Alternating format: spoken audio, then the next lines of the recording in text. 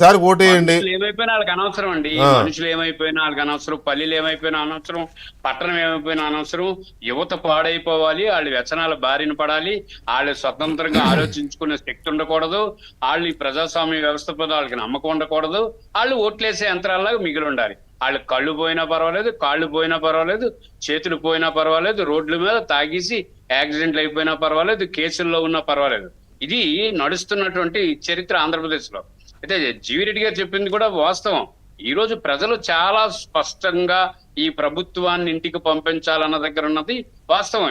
ఎవరెన్ని అనుకున్నా ఎన్నికల్లో జరగబోయేది అదే. కానీ మీరు గాని, నేను గాని, భాను గారు గాని, జీవి గాని ఎవరైనా సరే ఆలోచించాల్సింది ఏంటంటే, అరే కళ్ళ ముందు యువత కుప్పకూలిపోతా ఉంది, ఏమీ చేయలేకపోతున్నారు. ఈ రోజు నేను మీకు చెప్పాను కదా, మరొకసారి చెప్తున్నాను, 1,00,000 కోట్ల రూపాయల విలువైనటువంటి ఆ కంటైనర్ లో వచ్చినటువంటి మత్తు పదార్థాలు ఏమైనాయి అంటే దీనికి సమాధానం లేదు. అదో వదిలిపెడదాం. కేజీహెచ్కి వెళ్ళాను ఈ రోజు నేను.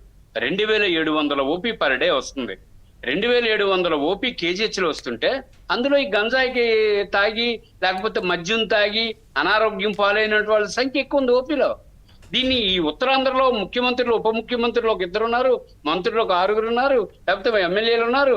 ఇంతమంది ఉన్నా ఎవరు మాట్లాడడానికి సాహసించలేదు. ప్రజల పక్షాన వాళ్ళకి ఆలోచన లేదు. మా బొట్టోళ్ళని ఆలోచిస్తుంటే గుడ్డి బెంగగా ఉంది. నేను ఉదయం కేజీహెచ్కి వెళ్ళిన తర్వాత ఓపీ అంతా తీసుకుని కార్డియాలజీ డిపార్ట్మెంట్ చూసి ఒకసారి అసలు ఓపీలో ఏమేమి జరుగుతుంది అనుకుంటే ఇవే కేవలం కల్తీ మద్యం తాగి, చీప్ లెక్కర తాగి అనారోగ్యం పాలైనటువంటి వాళ్ళు, తర్వాత గంజాయి మత్తు మందులో ఉండి తప్పులు చేసిన వాళ్ళు, రోడ్డు పైన యాక్సిడెంట్లు అయిపోయి కళ్ళు పోయి, కాళ్ళు పోయి, చేతులు ఇరిగిపోయి తల్లిదండ్రులు ఆ పేషెంట్ల దగ్గర పడేడుస్తున్న వాళ్ళ సంఖ్య మా కేజీహెచ్ లో కనిపిస్తా ఉంది. ఇది చూస్తున్న వాళ్ళకి హృదయ విదారకమైనటువంటి సన్నివేశం. దీన్ని ఎవరు పట్టించుకుంటారు, ఎవరు ఆలోచిస్తారు? అంటే పాలకులకు అవేం అవసరం లేదు.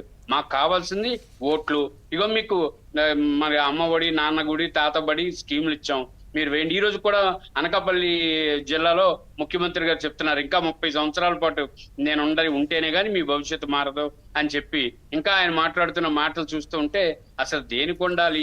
అంటే ఆయన అనుకున్నంత స్థాయిలో పూర్తిగా మార్చలేకపోయాడు కదా భవిష్యత్తున. మిగతాది కూడా మార్చేస్తే దానికి 10 ఏళ్ళు 25 ఏళ్ళు కావాలి. రుషికొండంతా బోడిగుండు అయిపోయింది.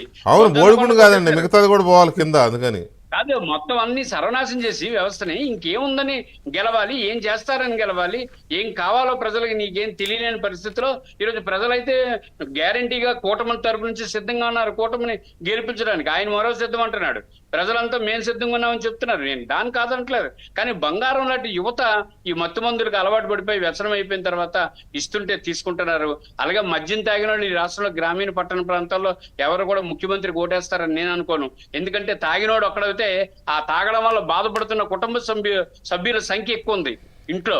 వాళ్ళందరికీ తెలుసు ఈ దిక్కుమాల మందు తాగి మా వాడికి ఏదో కిడ్నీ పోయింది, మా వాడు డయాలసిస్ వరకు వెళ్ళాడు, మా వాడు కూలి పని బ్రహ్మాండంగా చేసుకునేవాడు ఇప్పుడు ఇంటి పట్టు నుంచి కదలలేకపోతున్నాడు అని గ్రామీణ ప్రాంతంలో గోలపడుతున్నారు వెంకటకృష్ణ గారు. కాబట్టి 100% జీవి గారు చెప్పినట్టు నేనైతే చెప్తున్నాను, చాలా మంది తెలివిగా ఆలోచిస్తారు, తెలివిగానే నిర్ణయం తీసుకుంటారు. గ్యారంటీగా ఈ రాష్ట్రంలో మార్పు అనివార్యం, ఈ రాకపోతే చాలా నష్టపోతామనే ఆలోచన ప్రజలకు వచ్చింది. అది గ్యారంటీగా అమలు అవుతుందని నేను అనుకుంటున్నాను వీకే గారు. రైట్. భానుప్రకాష్ రెడ్డి గారు, ఇక్కడ ఏమవుతుందంటే ఇటువంటి అంశాలు చర్చకు వచ్చిన ప్రతిసారి పార్టీలు కానీ ప్రజా సంఘాలు కానీ వీళ్ళందరూనేమో డీజీపీ గారి వైపు, లేకపోతే చీఫ్ సెక్రటరీ వారి వైపు, లేకపోతే ఇంటెలిజెన్స్ వారి వైపు, లేకపోతే కొంతమంది ఉన్నతాధికారుల వైపు వేలెత్తి చూపిస్తున్నారు. వీళ్ళ మూలానే జరుగుతోంది, వీళ్ళు జగన్కి వత్తాసు పలుకుతున్నారు, జగన్కి సపోర్ట్ చేస్తున్నారు, అందుకే ఇలా అరాచకం జరుగుతుంది అని అంటున్నారు.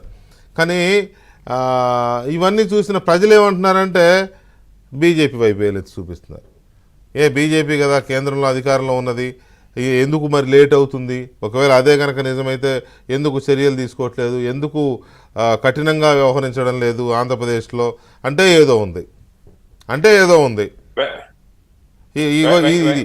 నిజంగా కూడా నేను అంటే ఏదో ఉందని నేను అనను, కానీ నిజంగా కూడా ఆంధ్రప్రదేశ్ ప్రజల్ని నేను చెప్తున్నా కదా, ఈసారికి ఓటేసి మళ్ళీ ఎలక్షన్ నాటికి మీరు ఉన్నా సచ్చినా పర్లేదు అనే తరహాలో డ్రగ్స్ ఇవ్వడం అనేది ఇక అది ఎంత పెద్ద క్రైమో నాకు అర్థం కావట్లా. దీన్ని కూడా మరి లైట్గా తీసుకుంటే అంటే ఏదో ఉందన్నట్టే ఉంటుంది మరి.